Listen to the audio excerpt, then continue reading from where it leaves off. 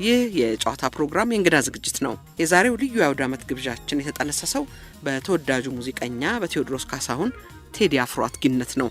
መነሻው የማርቆስ ተግይበሉ ተስፋዬን ፍለጋ መጽሐፍ ሲሆን ዛሬ ከቴዎድሮስ ካሳሁን ቴዲ አፍሮ ጋር በወኪል ስለምናቀርበው ጥቁር እንግዳ ስለ ተስፋዬ ገብሬ በስልክ አወራን። ሰላም ለኢትዮጵያ የሚለው ሙዚቃ አልበሙ በታተመበት ጊዜ ኢትዮጵያ በሚለው ወይም ደግሞ ስለ ኢትዮጵያ በሚያወሳው ዘፈኑ ምክንያት በአርበኝነቱ የተናደዱ የፖለቲካ ተቃዋሚዎች ከፎቅ ላይ መወርወሩንና መሞቱን ነው። ይህ በኋላ እንደምትሰሙት ሐሰት ይሆናል። ቴዎድሮስ ካሳሁን ቴዲ ሰምቼ የማላውቀውን ተስፋዬ ከባለቤቱ ጋር የተጫወቱትን ዘፈን አሰማኝ። ከማርቆስ ጋርም አስተዋወቀኝ። የጻፈውን መጽሐፍ ተስፋዬን ፍለጋ አነበብኩ።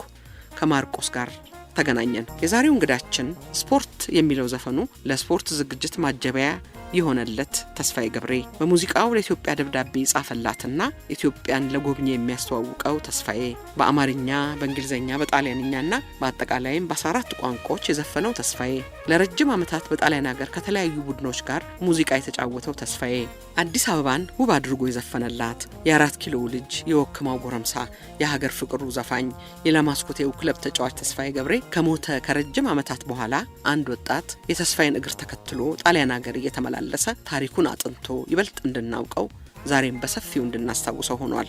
ማርቆስ ተግይበሉ